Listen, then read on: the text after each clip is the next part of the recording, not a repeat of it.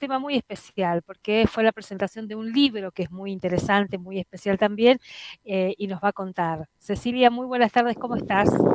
Hola Alicia, muy buenas tardes a la audiencia.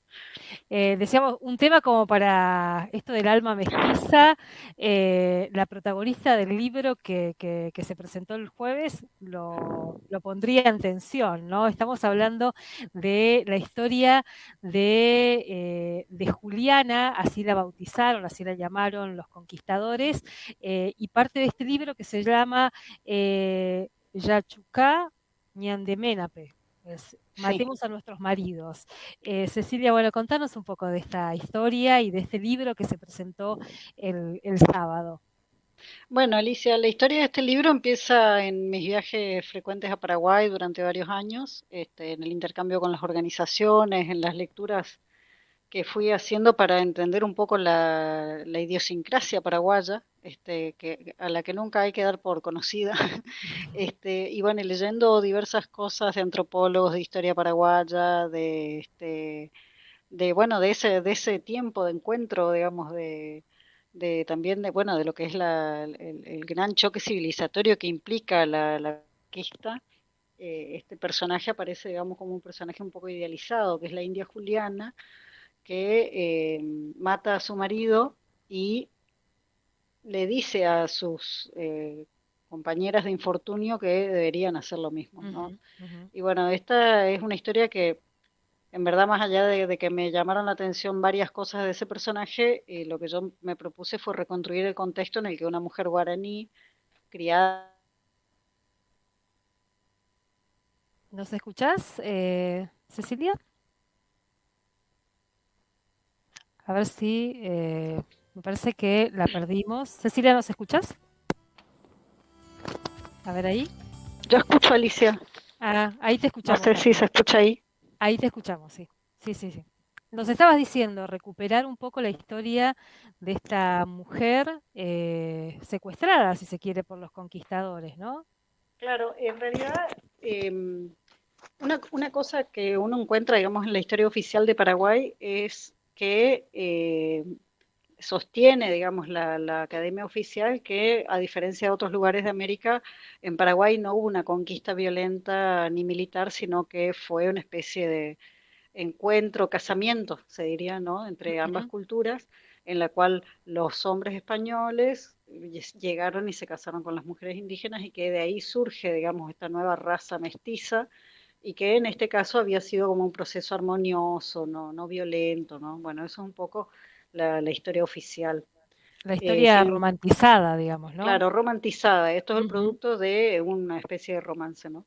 Después, cuando uno empieza tanto a leer a los mismos cronistas de esa conquista, que además son conquistadores porque los guaraníes no escribían, como a los analistas más recientes, uno encuentra, bueno, que esa historia no se ajusta para nada a lo que pasó y que además, en este caso, la entrega de las mujeres guaraníes por parte de los caciques vencidos es una parte muy importante en ese comienzo de la conquista y es lo que va a ujú, hacer al sometimiento finalmente de ese pueblo y en el caso de esa parcialidad guaraní, que era el pueblo carió, lleva incluso hasta casi su desarticulación y su desaparición, ujú. ¿no? Porque ellos son derrotados en 1536 cuando le presentan guerra a los españoles y bueno, y una vez que son derrotados, ellos entienden que había una cuestión objetiva de superioridad en los españoles con sus armas, con algunas cosas que ellos no terminaban de entender. Entonces hacen un pacto de paz y entienden que dándole mujeres, por ahí al casarse los españoles con sus mujeres pasaban a ser parientes, suponiendo además que los españoles iban a respetar las mismas normas de parentesco y de reciprocidad con las que se regían ellos. Bueno, cosa Ujú, que no es así, ¿no? Los españoles entendieron la importancia de ese pacto porque a partir de ahí ya no iban a ser fácilmente atacados por estas parcialidades. Además, entendieron también que para estas familias guaraníes el hecho de que ellos pasen a ser sus cuñados incluía no solamente que la mujer debía trabajar para el conquistador, sino que además sus hermanos, toda su familia también le debía servicios a los españoles, y eso es algo que ujú. los españoles utilizaron muy bien, pero nunca tuvieron gestos de reciprocidad, al contrario, eso sirvió para esclavizarlos, para atarlos a sus expediciones militares, pero después no había devolución, ¿no? Entonces, también es un pacto que entra en crisis bastante pronto porque enseguida, digamos, Ujú, las tribus de esa zona se dan cuenta que fueron engañadas y bueno, ya no se van a quedar tan pasivamente con el pacto y van a empezar más o menos unos 4 o 5 años después un ciclo de rebeliones que va a ser muy largo, pero esa entrega de las mujeres fue fundamental para empezar a sentar esta nueva sociedad. Y el destino de estas mujeres que fueron entregadas es terrible, ¿no? ujú. Pasa a ser un destino de, bueno, de ser maltratadas, de ser esclavizadas, de ser vendidas, bueno, muchas veces torturadas hasta la muerte, mutiladas, bueno, obligadas a trabajar hasta la extenuación, digamos, o sea, como que es una historia muy terrible y es además la que, un poco la fundación de muchas de las instituciones que todavía conocemos acá Ujú. en esta zona, ¿no? Es decir, para ubicarnos también un poco en el contexto, eran no solamente los sufrimientos y las violencias que podían sufrir por su condición de mujeres, sino también por su condición de indígenas, digamos, ¿no? Esa, hoy diríamos, interseccionalidad que aparece ahí. Claro, aparecen las dos cosas, en verdad. Yo ahí no me ocupé en este texto de describir otros, así como explícitamente otros padecimientos, pero esas, sobre todo hacia 1545, que ya es unos 8 años después de la fundación del fuerte de la Asunción, Ujú, empieza una etapa muy violenta que tiene que ver también con el desplazamiento de Álvaro Núñez Cabeza de Vaca como gobernador. Cuando Martínez de Irala vuelve a ser gobernador del Paraguay, él le da una licencia a los soldados para que salgan a saquear masivamente las aldeas cercanas, ¿no?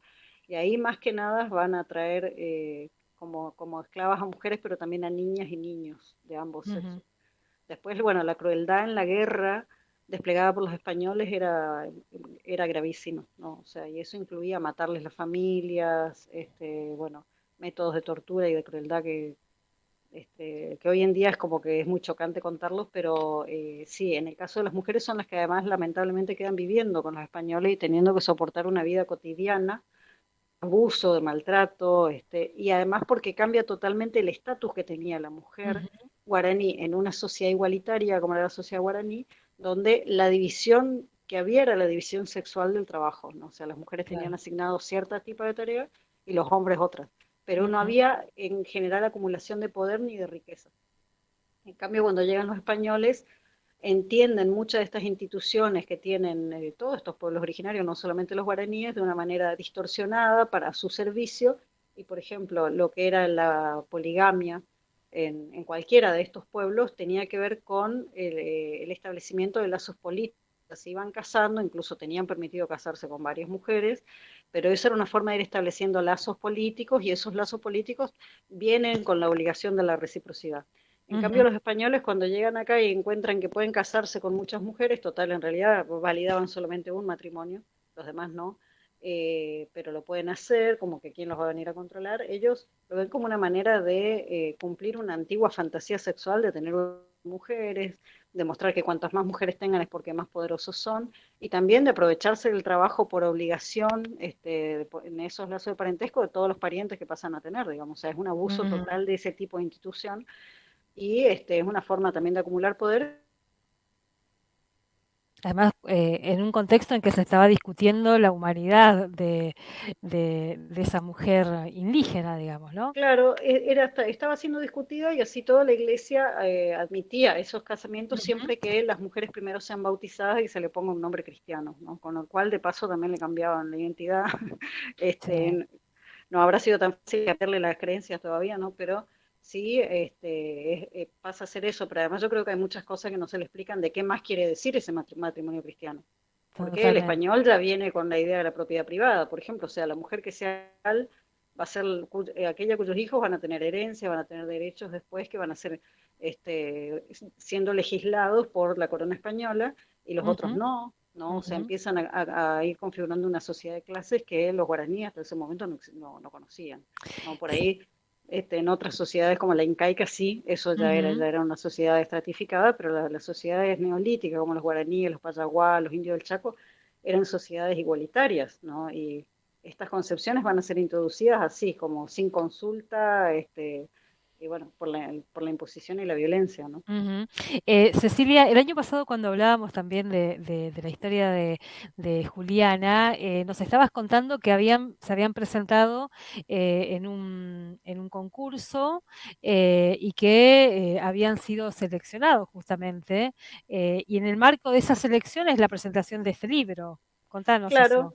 eso fascina. Nosotros nos presentamos con Florencia Aguirre como ilustradora y con Laura Rodríguez como editora a Ujú, un concurso del Fondo Nacional de las Artes. O sea, hicimos ujú, la propuesta de llevar esta historia de Juliana a una nueva obra, que es una obra colectiva, un libro ilustrado, para el cual además del artículo original íbamos a generar otro texto que tuviera que ver con poder imaginarnos y poder poder poner, digamos, a Juliana en imágenes, no solamente ajá, de ella misma, sino de cómo sería medianamente su entorno, lo cual era un poco un esfuerzo de imaginación porque esta historia ocurre en la más temprana conquista de esta zona, entre 1837 y 1842, perdón, 1537 y 1542, mucho antes incluso de la llegada de las órdenes religiosas, y nosotros nos encontramos con algunas dificultades, ¿no? Porque ¿cómo sería esa gente? ¿Cómo se vestiría esa gente? ujú, ¿Cómo sería el entorno natural de esa gente? ¿Cómo serían los objetos que tenían? No tenemos ni idea. Entonces muchas cosas hubo que imaginarse, muchas cosas hubo que descartar. Lo primero que tuvimos que descartar es remitir las imágenes de Juliana y su gente a lo jesuítico, porque a nosotros claro. la idea de lo guaraní hoy en día nos llega a través de lo jesuítico y eso es algo posterior, es un mestizaje cultural, ¿no? Entonces, bueno, sobre todo Florencia tuvo la tarea de ir dándole cuerpo a Juliana, de ir escenificándola en diferentes momentos, bueno, de icónicas como las flores del Ujú, lugar, la vegetación del lugar, por ejemplo, algunos pájaros muy significativos en toda la cultura guaraní, como el menumbi, con ella, ¿no? Y eso ujú. era un trabajo que había que hacer, que bueno, en el artículo original no hay nada de eso, y nos gustaba tener la posibilidad de hacer una referencia este, icónica de Juliana, que es lo que prácticamente no existe. Ujú. Y Eh, además ah, hacerlo en un libro que integró el trabajo de mucha gente, no solamente de nuestro, sino de otras personas que hicieron cosas para el libro. Qué lindo. Decía, nos estabas contando un poco de ese contexto y nos quedamos justo en la rebelión que ella convoca, ¿no? Que es esto de matar a los maridos. ¿Eso cómo aparece? ¿Cómo se logra, si es que se logra eso en el libro, en las ilustraciones, en esto que termina siendo un objeto tan interesante para poder hojearlo? Bueno, justamente nosotros también discutimos mucho porque hay dos cosas. Ella confiesa, después de haber matado a su marido, que ella lo mató. No, eso Ujú, está sentado en el diario de Álvar Núñez y también en escritos del secretario de Álvar Núñez. Esas son las únicas dos fuentes donde realmente ella se la nombra. Todo lo que los historiadores paraguayos y otros escribieron sobre ella, muchas veces es imaginación. Las únicas referencias históricas son esas dos fuentes. Y una de las cosas que dice Álvar Núñez es que como después, por alguna razón que él no entiende, la dejaron en libertad a pesar de haber matado a su marido, que ella, lo que él ve como problemático es que ella andaba diciéndole a las demás que hagan lo mismo, ¿no? ujú, Y que eso era lo peligroso, porque si cada una de las mujeres guaraníes que fue entregada a los conquistadores hubiera hecho lo mismo, no hubiera habido conquista, digamos. O sea, se hubiera terminado el proyecto colonial, porque de verdad los españoles eran muy pocos, o sea, su gran habilidad fue la de poner a pueblos enteros a su servicio en sus expediciones militares, pero ellos eran pocos, ujú, eran 300 en ese momento, ¿no? O sea, si cada una de las mujeres se hubiera propuesto matar al hombre al que fue entregada, no hubiera quedado ninguno. Entonces, hablábamos eso, bueno, vamos a dibujar a Nuño Cabrera muerto, después ella también es condenada a muerte, vamos a dibujar a Juliana muerta o no, bueno. ujú, Entonces, sí, Florencia hace un dibujo de ella pisándolo al marido muerto, pero ujú, nunca la representamos a ella muerta, porque nosotros entendemos que ella no murió, ¿no? O sea, más allá de que haya sido condenada a muerte, a ella le habían cambiado su identidad, le habían puesto otro nombre, entonces como que de alguna manera tampoco la mataron a ella, ¿no? Y ella un poco es ujú, la continuidad de esa resistencia después de que los guaraníes son sucesivamente derrotados, porque mientras las mujeres andaban ahí viendo cómo hacían para vivir con los españoles, los hombres empiezan a hacer rebeliones militares en las que sistemáticamente les va mal, a veces son más grandes, otras veces son más pequeñas, pero durante casi 100 años estuvieron intentando diversas formas de rebelión militar. Ujú, Y en cambio las mujeres como que tienen otra forma de hacer las cosas, son las que se quedan viendo ahí, entonces, a otra manera, y para nosotros muy simbólico que Ana le haya dado veneno, ¿no? Que es lo ujú, que dice Alvar Núñez, le dio ponzoña, dice. Y eso nos ujú, parece como muy significativo también por un lado, de lo que eran ellas y los saberes que podían tener, que eran justamente los saberes sobre las plantas y los poderes de las plantas, algo que remite realmente a la cuestión de ser una mujer originaria. Y también, bueno, las posibilidades. No hubiera sido muy fácil que una mujer, que además habrá sido una adolescente cuando fue entregada, enfrente a un soldado con, por ejemplo, armas, ¿no? Si no, me ujú. parece como que está más insidiosa y más menos expresiva de hacer las cosas, eres una manera más típica, ¿no? Y él, Cecilia, ¿y se puede acceder al libro? Porque hubo una preventa, sé que hubo mucho interés, mucha gente que lo compró por por esa vía. ¿Todavía está disponible? ¿Se puede comprar? sí, sí, todavía se puede porque nosotros agotamos la preventa, nos quedamos Ajá, con una tanda de 30 más que se está vendiendo, que hay muchos pedidos, pero tuvimos un criterio también de que nosotros queremos primero terminar de entregar los libros que nos pidan acá. Y ajá. tenemos un montón de pedidos de otros lados. Y a esa gente le dijimos, bueno, ustedes esperen a una segunda tanda que vamos a tener que discutir con qué características las hacemos, Bueno, yo quiero porque mi libro, Ceci, esta... ¿eh? Ah, bueno, bueno, Sí. sí, sabía eso. Este, sí, por supuesto. Este libro es un libro objeto totalmente artesanal, cosido a mano, con, por ejemplo, tiene un mapa de la región Ujú. cuyo papel fue totalmente teñido a mano, tiene sellos hubo gente que nos ayudó a hacer sellos, entonces que cada uno de esos sellos fueron puestos a mano en cada lugar del libro donde correspondía, bueno, las tapas fueron pegadas, la, la decoración de la tapa es a serigrafía, el póster que lo acompaña también está hecho en serigrafía y hay otras dos ilustraciones serigrafiadas que vienen aparte del libro. O sea, como Ay, que es qué un lindo. libro que tiene demasiado trabajo artesanal. Ujú. Pero bueno, con la demanda que tenemos vamos a seguir haciendo más, vamos a ver si va a ser con tal característica de artesanalidad o ya no, eso veremos, pero vamos a priorizar que la mayor parte de esos 50 libros artesanales queden acá y bueno, ya veremos cómo atendemos las demandas de otros lugares, porque también nos han pedido que vayamos a presentarlo a otros lugares, Qué a varios. lindo. Y bueno, Bueno, vamos a tener Ceci, que preparar más. si necesitas prensa para esos otros lugares, podemos ofrecernos para hacerles la prensa Dale. en esas otras presentaciones. Cecilia, un placer escucharte y bueno, nos quedamos con las ganas de ir a la presentación, pero bueno, no estábamos todavía en condiciones de andar caminando y esas cosas, pero bueno, ahí me quedo con las ganas también de encontrarme con el libro, que reservámelo y después lo recupero. Pero está reservado tu libro, por Sí, supuesto. bueno, lo reitero por las dudas, ¿viste? Ahora ya Sí. lo dije en público. Muchas gracias, Cecilia, un abrazo Bueno, enorme. igualmente, un abrazo. Hasta luego. Hasta luego. Cecilia Rodríguez, como cada lunes, acompañándonos y en este caso...